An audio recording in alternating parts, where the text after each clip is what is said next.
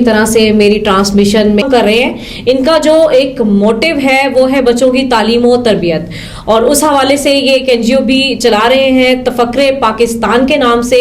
अस्सलाम वालेकुम सर। वालेकुम अस्सलाम। कैसे हैं वाजिद साहब? जी अल्हम्दुलिल्लाह।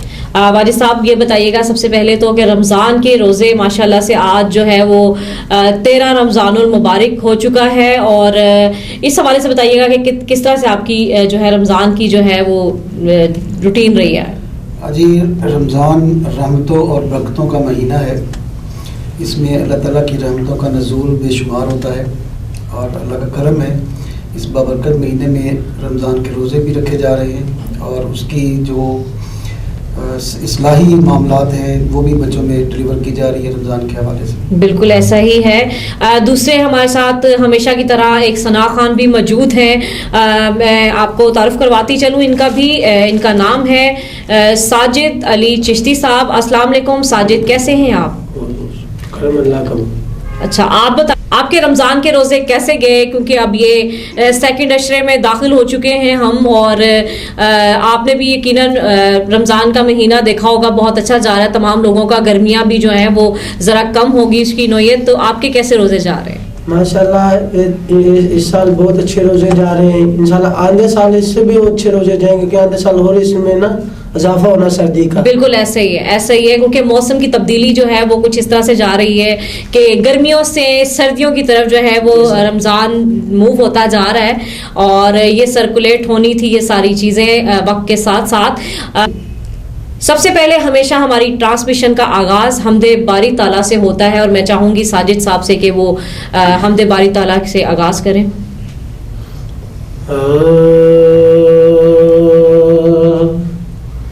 या अल्लाह मैं बंदा तेरा, या अल्लाह मैं बंदा तेरा, तू मेरा मसजूद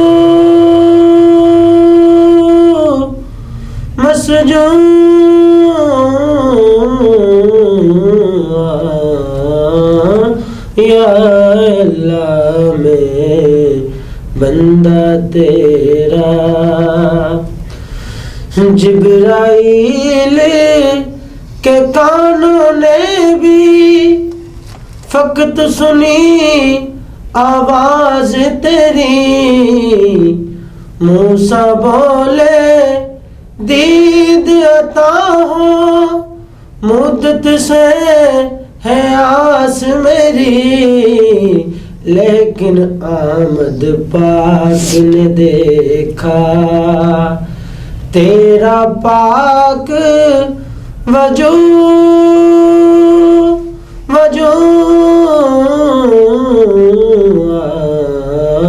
या अल्लाह मैं बंदा तेरा,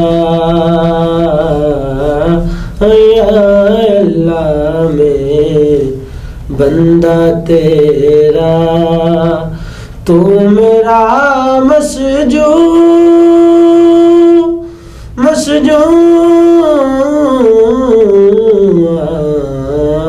या अल्लाह मैं बंदा तेरा।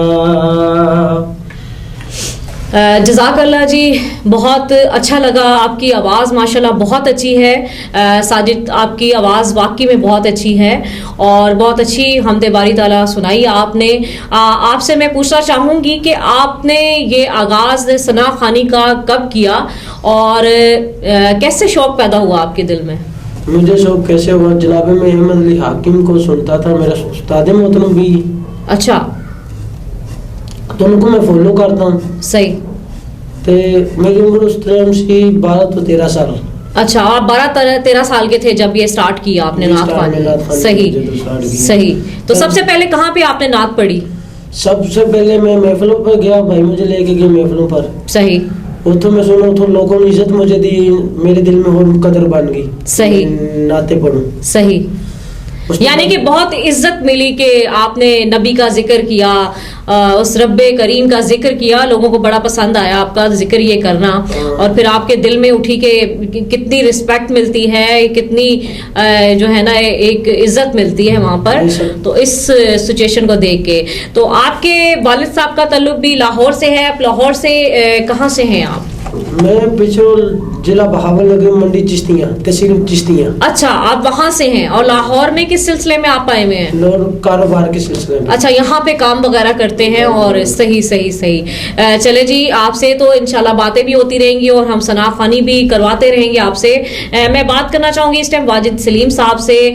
सर, आप एक इतना बड़ा काम करने जा रहे हैं तालीम और तरबियत का, और ये बहुत ही बड़ी इबादत है, बहुत बड़ी इबादत है कि आप एक इल्म की जो है वो शमाए रोशन कर रहे हैं, और तफक्रे पाकिस्तान के नाम से ही आपने एनजीओ जो है वो क्रिएट की है। मैं पूछना चाहूंगी कि इस एनजीओ का आगाज कब से हुआ और इस स्कूल का आगाज कब से हुआ? जी, मुझे टीचिंग करियर में तकरीबन 25 साल हो चुके हैं। सही। बाय प्रोफेशन आप टीचर भी हैं? सही। और बाय प्रोफेशन मैं ग्राफिक डिजाइनर भी हूँ। अच्छा, माशाल्लाह। और एजुकेशन के हिसाब से मैं सॉफ्टवेयर इंजीनियर हूँ। सही।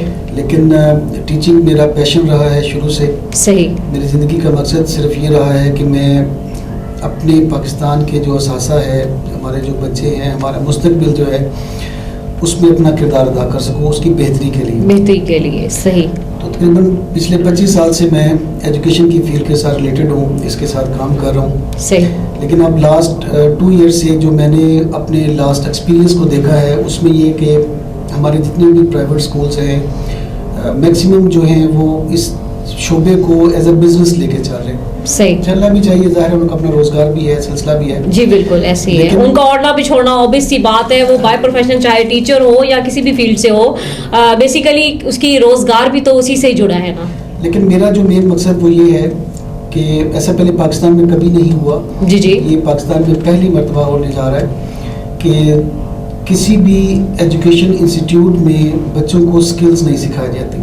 स्किल्स के इंस्टीट्यूट अलग हैं, एजुकेशन के अलग हैं। बिल्कुल ऐसा ही है। ठीक है। और उनमें फिर एज का या क्वालिफिकेशन का एक क्राइटेरिया जो है वो रखा जाता है। ऐसा ही है। लेकिन किसी भी स्कूल में पाकिस्तान में पहले कभी भी किसी स्कूल में ऐसा नहीं हुआ कि आप बच्चों की एजुकेशन के साथ स्पेशल एक पीरियड रखें जो उनकी स्किल को डेवलप कर रहा हो। सही। अल्लाह ताला ने हर बच्चे में एक सलाहियत पैदा की। एग्जैक्टली। बस जिस तरफ हम एक बच्चा है और उसके माइंड को हम जहां सेट कर देंगे, उसने वही ग्रोथ पकड़नी है और उसने उसी तरफ ही जो है ना मुतवज्जा होना है। और ये सब कुछ चीजें डिपेंड करती हैं सबसे पहले माँ की आगोश से, और उसके बाद जो दर्जा है वो उस्ताद का है, और उस्ताद ही इस चीज को लेके चलता है, और उसके बाद ही एक जो है कामयाब जवान या कामयाब शख्स जो है वो सामने आता है। अच्छा सर, ये मैं आपसे सवाल एक और भी करना चाहूंगी इसी मौके पर, ये किस सन में आपने क्रिएट की ये एनजीओ तफक्रे पाकिस्तान के नाम से, और आपको इसका ख्याल कैसे आया कि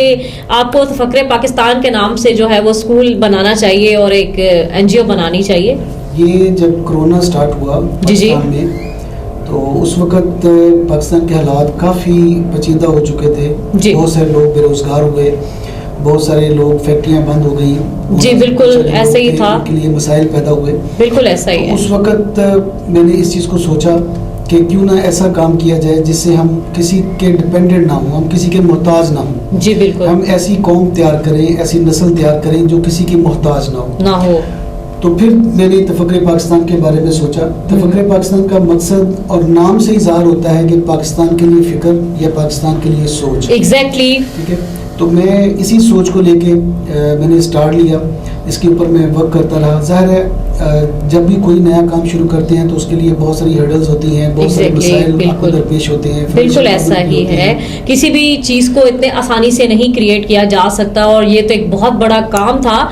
इस पे वर्किंग और चीज़ें जो हैं वो फेस करना बहुत ही मुश्किल है, और आपने ये क्रिएट की। तो आपसे पूछना चाहूँगी कि आपके साथ यकीनन एक टीम भी तश्कील दी होगी आपने स्टार्टिंग में, तो इसको कितने बजट से और कैसे आपने स्टार्ट किया?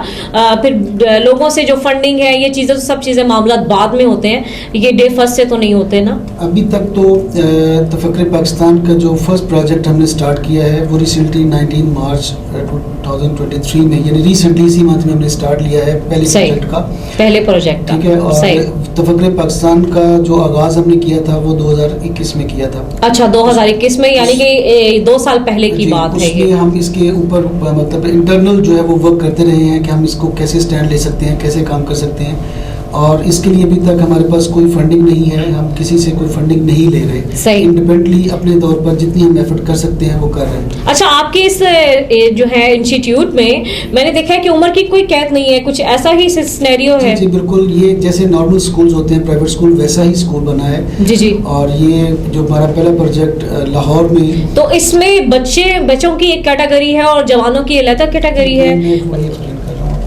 जी जी। अच्छा, इसमें ये जो हमारा पहला प्रोजेक्ट हमने स्टार्ट किया है वो लाहौर में बीन फिरोजपुर रोड अवान मार्केट में जी जी बुनियाद रखी है। सही। इसमें ये भी आम स्कूल की तरह ही एक स्कूल है जी, लेकिन इसमें डिफरेंस ये है कि जिस तरह तमाम सब्जेक्ट्स के पीरियड्स होते हैं, इसी तरह हमने हर क्लास में 1 क्लास से लेके मैट्रिक तक हर क्लास में एक पीरियड रखा है स्किल्स का जी, यानी क्लास वाइज बच्चों को स्किल्स प्रोवाइड की जाएगी।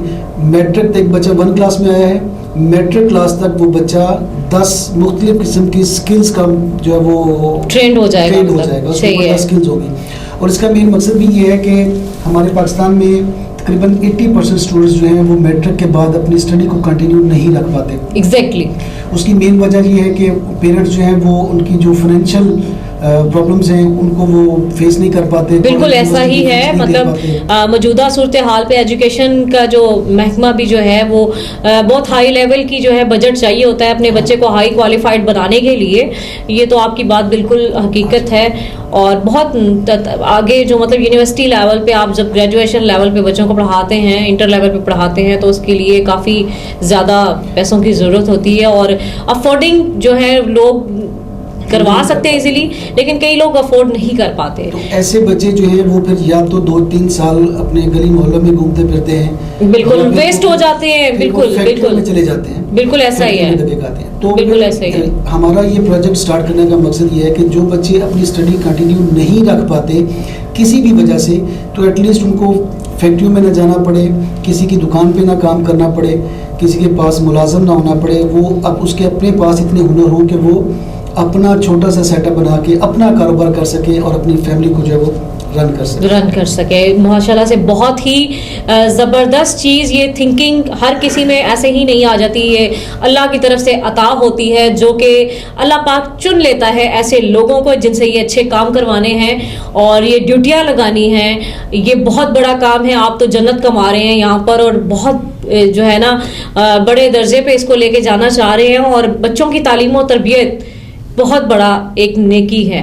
और इसमें मैं तो चाहूँगी आप लोग जो मुझे देख रहे हैं, आप भी इस पार्ट का हिस्सा बन सकते हैं। अगर आप ऐसे लोगों के साथ जुड़कर इस चीज़ को लेकर चलें तो बहुत से लोग हमारे जो है, हमारी नस्लों की नस्लें जो है वो जाहिलियत के अंधेरों से बाहर आ सकती हैं अगर आप इन तमाम लोगों का साथ दें जो इन प्रोजेक्ट्स को लेके चल रहे हैं।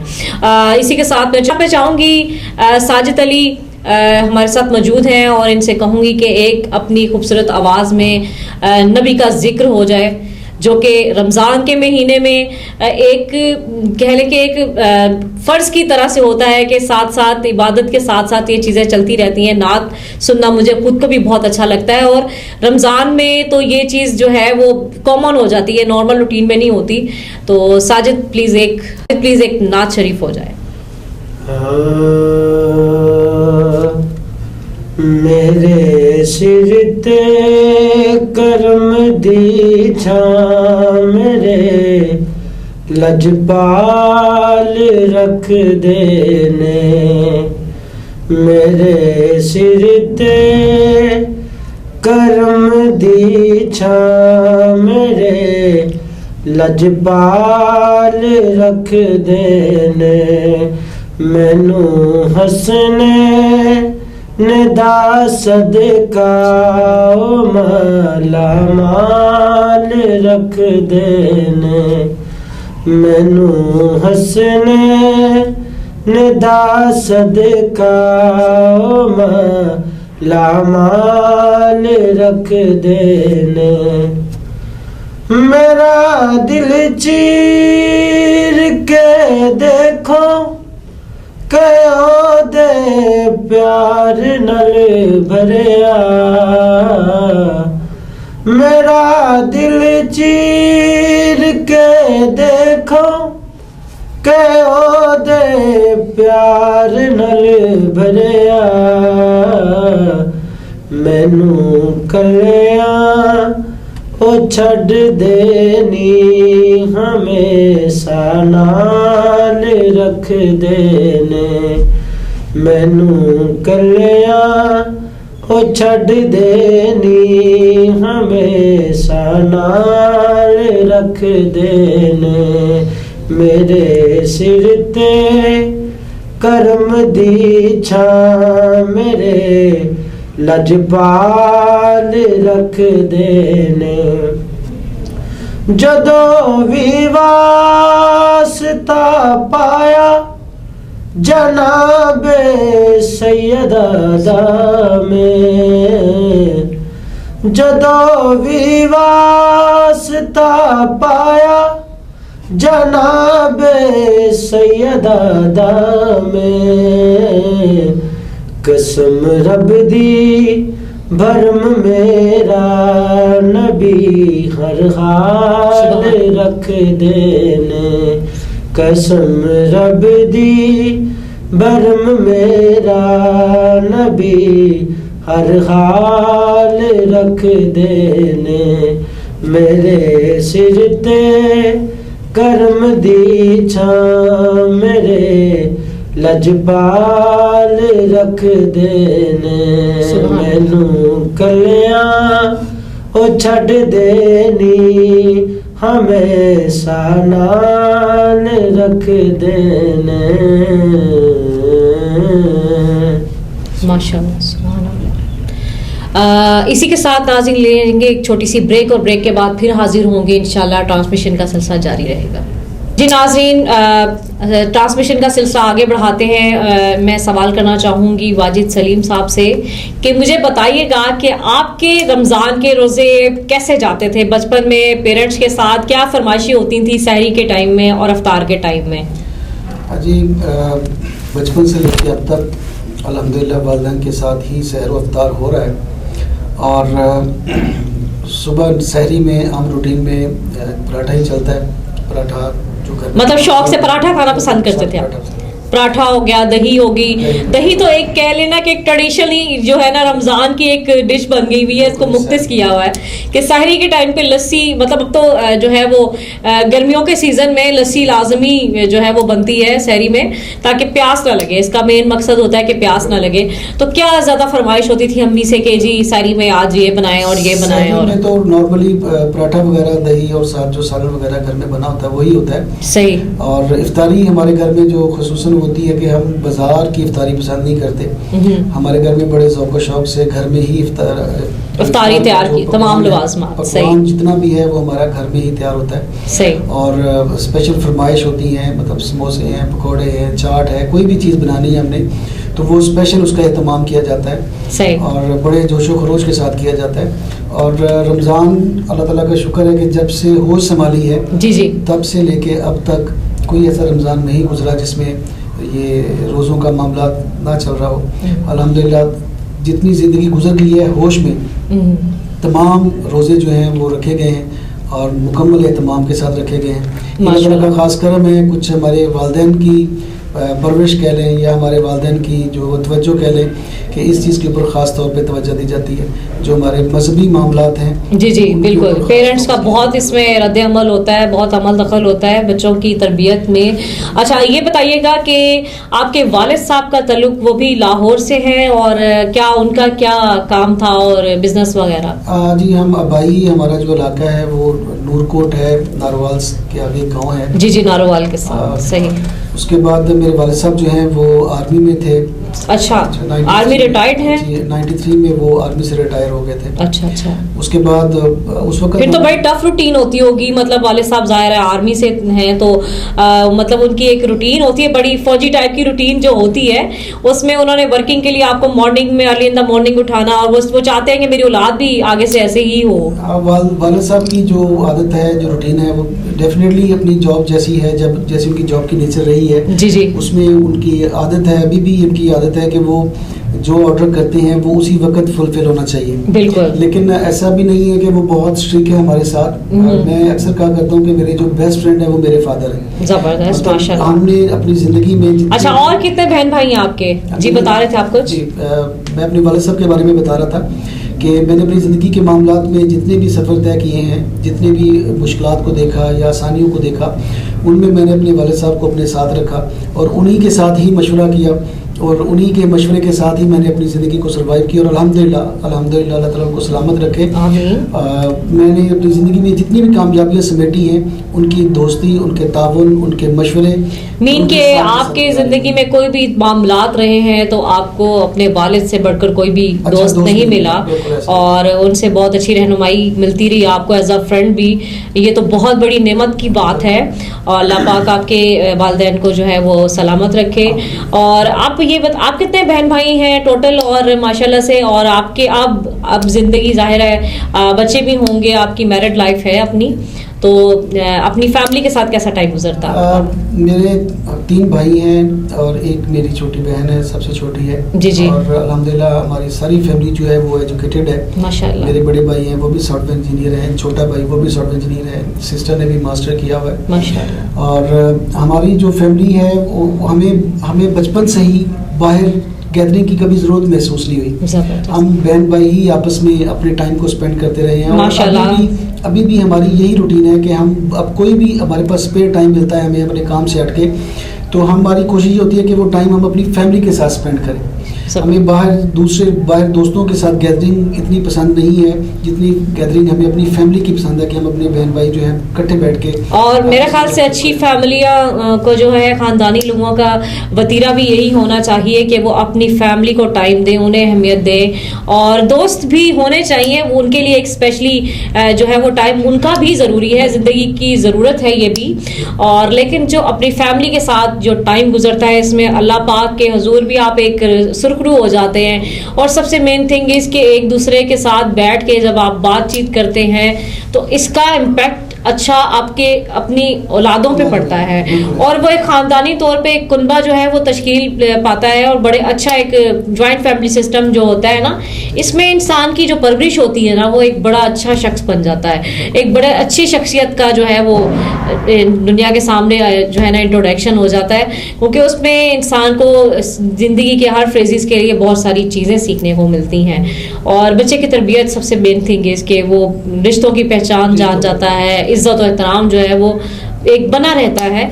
तो ये चीज़ें आहिस्ता आहिस्ता वैसे तो ख़त्म होती चली गई वक्त के साथ साथ, लेकिन अब फिर भी जो है तमाम लोग जो हैं वो ऐसे कर रहे हैं, दोबारा से इस चीज़ को लाना चाह रहे हैं और बहुत सारी चीज़ों को बड़े स्पेस में लिया जा चुका हुआ था, लेकिन अब फिर से लोगों जो है ना इस तरफ वापस आते जा रहे हैं, बढ़ती जा रही हैं ये चीज़ें। और बहुत अच्छा इम्पैक्ट है। बिल्कुल, हम 4 भाई हैं, मैरिड हैं सब, बच्चे माशाल्लाह, फिर आगे से उनके भी औलादें होंगी, अल्हम्दुलिल्लाह औलाद है सबकी है। और बड़ी मज़े की जो बात ये है कि अभी स्टिल हम जॉइंट फैमिली में रह रहे हैं माशाल्लाह। मतलब हमारे घर में जैसे भाइयों की शादी हो जाए तो वो सेपरेट हो जाते हैं जी, ऐसा ही है, अपना निज़ाम चला रहे होते हैं, लेकिन अल्हम्दुलिल्लाह अल्लाह ताला का करोड़ा शुक्र अदा करते हैं कि हमारे घर में ऐसा सिस्टम नहीं है।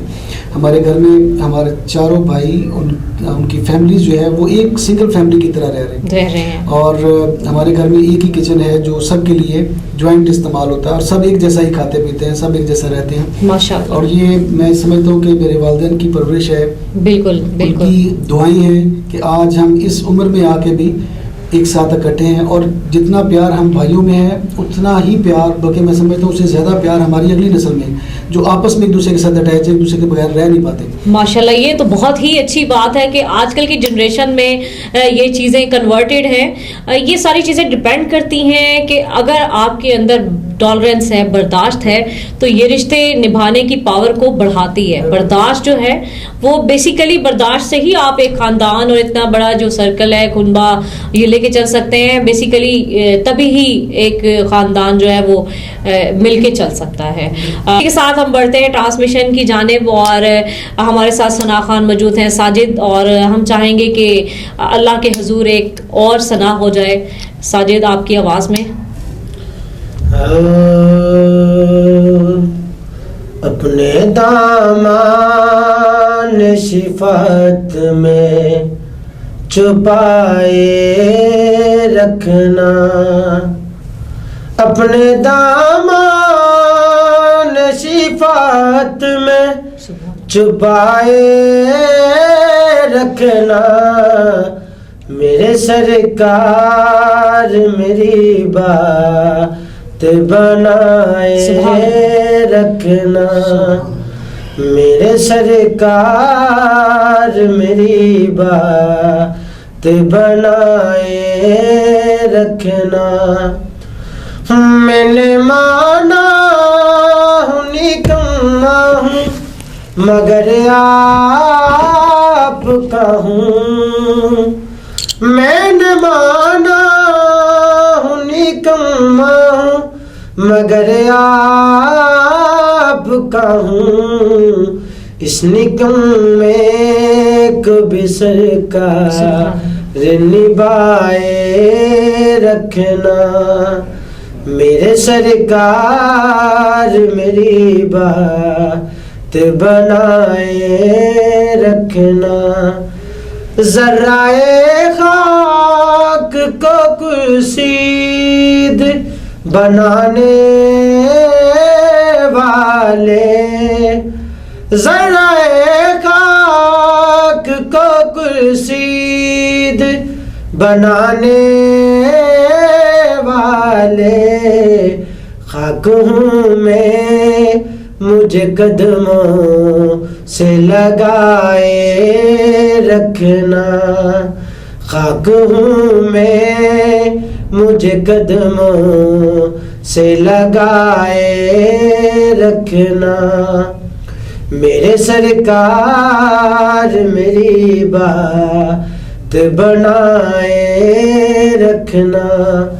उनके हो जाए तो हर चीज उन्हीं से मांगो, उनके हो जाए तो हर चीज उन्हीं से मांगो, अपने दामन में न ऐसा न पराए रखना, अपने दामन में न ऐसा न पराए रखना, मेरे सरकार मेरी बात बनाए रखना, मेरे सरकार मेरी बात बनाए रखना। सुभान अल्लाह, सुभान अल्लाह। अच्छा साजिद, आपसे भी मैं सवाल करना चाहूँगी कि आपके रमज़ान के रोज़े पहले कैसे अफ्तार करते थे और सहरी करते थे? अपनी अम्मा से क्या फरमाइश होती थी कि क्या मुझे सहरी में चाहिए और क्या अफ्तारी में होना चाहिए? मामा से मैं ये सवाल करता था कि मामा जी लस्सी हो साथ। अच्छा, मतलब कि अभी जो है वो गर्मियों के जो रोजे गुजरे हैं हम ये 4-5 सालों में, तो प्यास बहुत लगती है, तो लस्सी तो लाजमी एक जुज हो चुका हुआ है। बिल्कुल ऐसा ही है। तो पराठा सही, तो जो भी सब्जी नाल मिल जाए, सब्जी में ज्यादा पसंद करता था। अच्छा, सब्जी ज्यादा पसंद है। सही सही, मतलब कि देसी टच होना चाहिए कि मतलब कि देसी जो असल सहरी है ना वो देसी ही अच्छी रहती है, जिसके साथ पूरा दिन भी आपका बड़ा जो है ना मुतमईन गुजर जाता है। मतलब ज्यादातर फरमाइश पराठों की और दही लस्सी और जो भी सब्जी वगैरह बनी हो। सही सही सही।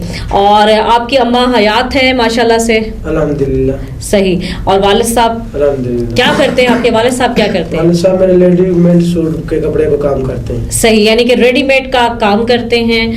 माशाल्लाह। कितने बहन भाई आप? माशाल्लाह एक सिस्टर है, 7 भाई हैं, सबसे बड़ा मैं ही हूँ। अच्छा, आप 7 भाई हैं? सब 7 भाई हैं और एक बहन है। सबसे माशाल्लाह से, वो तो बहुत ज्यादा मतलब एक होता है ना कि गरूर में रहती होगी कि मैं 7 भाइयों की एक बहन हूँ, और बहुत लाडली होगी घर बहुत पे। लाडली। सही सही सही, माशाल्लाह। तो आप क्या, आपकी तालीम क्या है? आप पढ़ रहे हैं, क्या करते हैं, आप क्या करते हैं? बचपन में मैं पढ़ने जाता था, कोई मजबूरी ऐसी थी, सही। इससे मैं पढ़ा नहीं गया। मतलब तालीम नहीं आपने हासिल की? तो अल्हम्दुलिल्लाह कलामी पाक पढ़ा हूं मैं। अच्छा, कुरान पाक माशाल्लाह पढ़ा हुआ है आपने, सही। और मतलब स्कूल कंप्लीट, स्कूल की तालीम भी मुकम्मल नहीं कर सके आप? मुकम्मल नहीं कर सका। सही, वसाइल नहीं थे इतने जिस वजह से आप कंप्लीट नहीं कर सके? मिसाल नहीं थे, पापा के साथ काम पर लग गया, सही। उसकी वजह से पढ़ने नहीं गया। अल्हम्दुलिल्लाह छोटे भाई सब पढ़ रहे हैं। अच्छा, बाकी सारे बहन भाई पढ़ रहे सिस्टर हैं? को भी पढ़ा रहे हैं अल्हम्दुलिल्लाह, कलामी पाक भी पढ़ रहे हैं सही, और तालीम भी ले रहे हैं। सही, माशाल्लाह। चलें जी, बहुत अच्छा लगा आप हमारे प्रोग्राम में आए, और मैं वाजिद सलीम साहब से भी सवाल करना चाहूँगी लास्ट पे कि अपने पाकिस्तानी कौम को क्या पैगाम देना चाहेंगे रमज़ानुल मुबारक के मौके पे, और गवर्नमेंट को? महंगाई की सूरत हाल भी आपके सामने है, और इस सिचुएशन पे भी थोड़ा गवर्नमेंट को अपील करना चाहेंगे, कुछ कहना चाहेंगे? सबसे पहले तो मैं 88 न्यूज़ का शुक्रगुज़ार हूँ कि तफक्कुर पाकिस्तान की बुनियाद में 88 न्यूज़ का भी बड़ा अहम किरदार है, क्योंकि जब 88 ये तफक्कुर पाकिस्तान की हम बुनियाद रखने जा रहे थे, तो उस वक़्त भी मेरी मुशावरत हुई थी मेरी फैमिली के बाद, मेरे पेरेंट्स और भाइयों की मुशावरत के बाद जो मेरी फर्स्ट मीटिंग हुई थी वो 88 न्यूज़ के मैनेजिंग डायरेक्टर जनाब शाकिर साहब से हुई, सही, और मखदूम साहब से हुई। तो उन्होंने भी इस प्रोजेक्ट को बड़ा सराहा, और इसको फुलफ़िल करने के लिए जो वो अपनी काविशें बुरे-कार ला सकते थे उन्होंने लाई, और उसका रिज़ल्ट ये है कि आज तफक्कुर पाकिस्तान का पहला प्रोजेक्ट जो है वो लॉन्च हो चुका है। और दूसरी बात, मैं अपनी गवर्नमेंट से ये अपील करूँगा कि अपनी कौम को हुनरमंद बनाएं, अपनी कौम को पाँव पे खड़ा करें, हमें बेकारी ना बनाएं।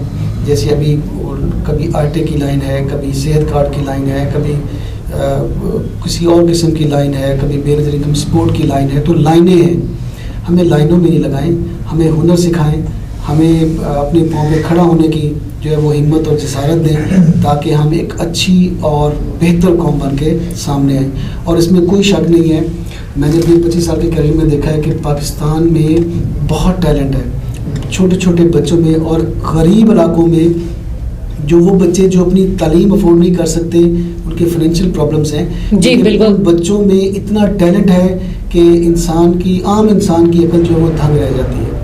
तो उस टैलेंट को जो है वो तराशें और उसको आगे लेके आएं, ताकि हम एक जिम्मेदार कौम बनकर सामने आए इंशाल्लाह। जी बिल्कुल, बहुत अच्छी बात कही आपने कि एक माशरा जो है वो अच्छा एक तालीमी याफ्ता माशरा बन जाएगा अगर हम उन्हें हुनर ही दे दें। और बाकी में बहुत से ऐसे इलाकों में माशाल्लाह हमारे पाकिस्तान की कौम में बहुत मेहनती है, अगर देखा जाए तो बहुत मेहनती है, लेकिन ये कि इसको किसी और तरफ लगाया जा रहा है, किसी और तरफ मशगूल कर दिया जाता है, जो कि बहुत सारी हमारी यंगस्टर्स को ज़ाया भी कर रहे हैं। तो हमारी गवर्नमेंट को भी इस चीज़ का ख्याल करना चाहिए कि उनका ख्याल करें। और जिस तरह से ये आटे की लाइनें और ये तमाम चीज़ें अगर ये अनाउंस करते हैं, तो अगर आप अपने इलेक्शन के ड्यूरिंग में उनसे बड़े अच्छे तरीके से सेग्रीगेट करके चीज़ें करवाते हैं, मर्दमशुमारी जैसे आप करवाते हैं और बहुत सारी चीज़ें ऐसी करवाते हैं, तो क्या आप उन्हें एक आटे का थैला उनके डोर पे नहीं पहुंचा सकते?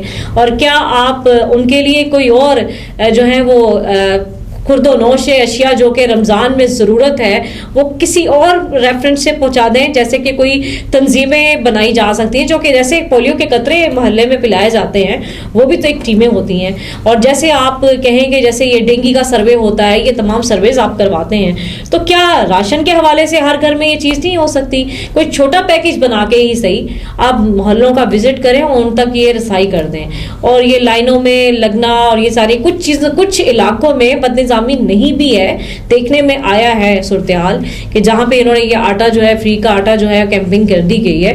तो कुछ इलाकों में ऐसा नहीं है, लेकिन कुछ ऐसे एरियाज हैं जो कि जहाँ पे वेल एजुकेटेड लोग हैं, ठीक है, लेकिन जहाँ पे जहाँ पे इलिटरेट लोग हैं जो कि उन्हें इन चीज़ों का नहीं पता, उनके लिए बहरान है, और जब वो चीज़ वहाँ जाती है तो वो उनके लिए ऑल इन ऑल हो जाती है। लेकिन उन इलाकों में अगर आप डबल भिजवा दें ताकि वो लोग ये चीज़ें ना करें, उनकी भूख खत्म हो सके, तो बाखुदा प्लीज़ उनको इस तरह से जलील करके ना दें। कुछ ऐसे लोग भी हैं जो सफ़ेद पोश हैं और सामने नहीं आते। ठीक है, बात को मैं थोड़ा जी करूंगा कि गवर्नमेंट ऑफ पाकिस्तान से मैं ये रिक्वेस्ट करना चाहूँगा 88 न्यूज़ के तवज्जुह से कि अगर आप मेरी गुर्बत को मिटा नहीं सकते तो मेरी गुर्बत का मजाक भी ना बनाएं। बिल्कुल बिल्कुल बिल्कुल ऐसा ही है। लोग जो है बाखुदा बहुत ज़्यादा पशेमान हो रहे हैं, और रमज़ान के रोज़े भी हैं।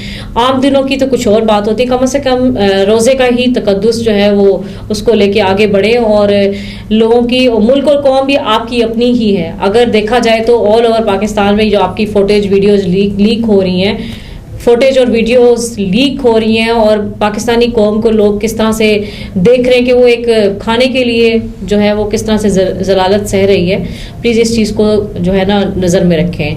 और आखिर पे मैं चाहूँगी साजिद आप भी जो है वो कोई पैगाम देंगे अपने भाइयों को, अपने नौजवानों को, या अपनी गवर्नमेंट को? दो शेर पढ़ दो। वो पढ़ दे बस। चलो मैं एक मिनट करें, मैं इससे पूछती हूँ। आखिर में, प्रोग्राम के आखिर में हमारा एक सेगमेंट होता है जिसमें हम एक कलाम सुनते हैं, और मैं चाहूँगी साजिद से भी कि वो कलाम पाक जो है वो पढ़ें, और इसके बाद प्रोग्राम का एंड करते हैं।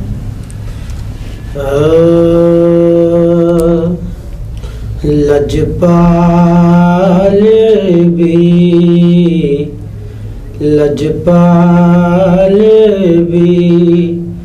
लगियां निबाचा को जीत कमली नुगल नाल लाचा लजपाल भी हो लगियां निबाचा को जीत कमली नुगल नाल लाचा लजपाल भी गौर हजूर जरूर करना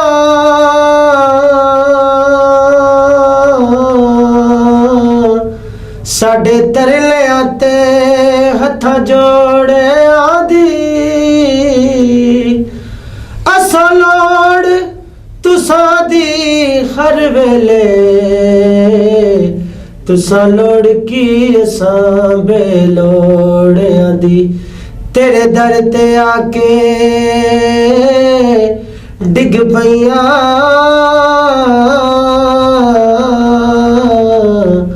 मारी हुई मैं धक्कियां दौड़ियां दी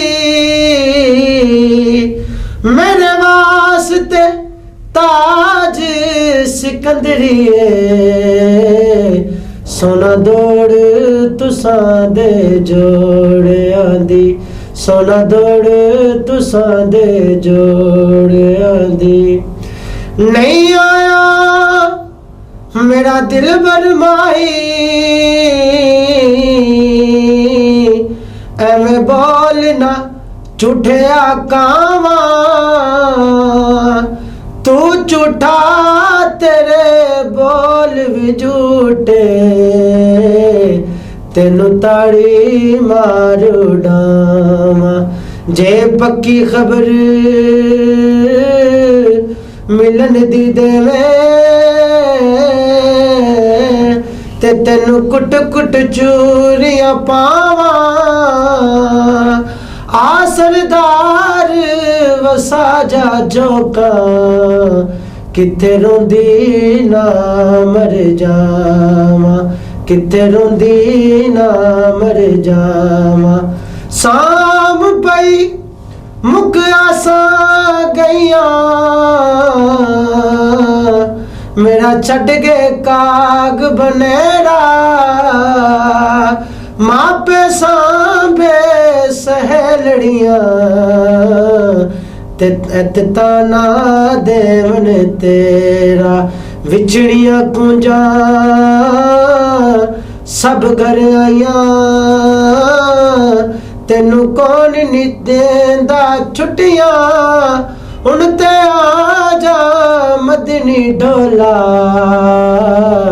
ਪਈ ਮੌਤ ਵੀ ਵਾਜਾ ਮਾਰੇ ਪਈ ਮੌਤ ਵੀ ਵਾਜਾ ਮਾਰੇ ਲਜਪਾਲ ਵੀ ਹੋ ਲੱਗੀਆਂ ਨਿਭਾਚਾ ਕੋ ਜੀਤ ਕਮਲੀ ਨੂੰ ਗਲਨਾ लाचा लजपाल भी।